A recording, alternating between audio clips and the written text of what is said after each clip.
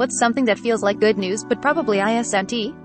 On Monday, the Centers for Disease Control and Prevention, CDC, announced new guidance around self-isolation for people who test positive to COVID-19. Namely, that they can do less of it. Specifically, the recommended isolation period for people who have tested positive but are asymptomatic has been halved from 10 days to 5.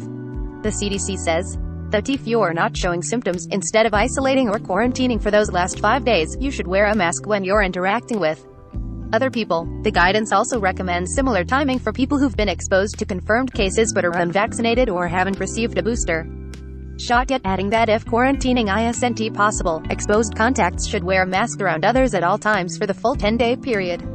CDC's updated recommendations for isolation and quarantine balance what we know about the spread of the virus and the protection provided by vaccination and booster doses, said CDC Director Dr. Rochelle Walensky. These updates ensure people can safely continue their daily lives. Dr. Anthony Fauci called the changes prudent, telling CNN that they would help get people back to work sooner after an infection or exposure.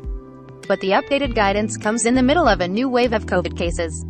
On Tuesday, the U.S. recorded an unprecedented 7-day average case count of 254,496, as the highly transmissible Omicron variant of the virus spreads rapidly throughout the country and the Delta variant continues to make up a significant proportion of cases. So, understandably, many people are feeling a little nervous about any dialing back of precautionary measures designed to keep people who are or may be infectious from spreading the virus.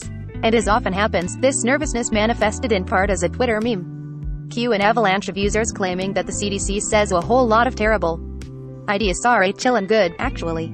On a more serious note, some experts have questioned the wisdom of allowing a shorter isolation or quarantine period without requiring a negative test before infected or exposed people head back into the world. While there are real issues with getting a timely PCR or even an at-home rapid test in areas all over the U.S., recommending that people at least try to confirm a negative result before heading out to work, brunch, or a night party feels like a no-brainer. The CDC's recommendations are based on the latest available science, and you should absolutely continue to follow the expert guidelines when it comes to keeping yourself and others safe as we head into the third year of the pandemic.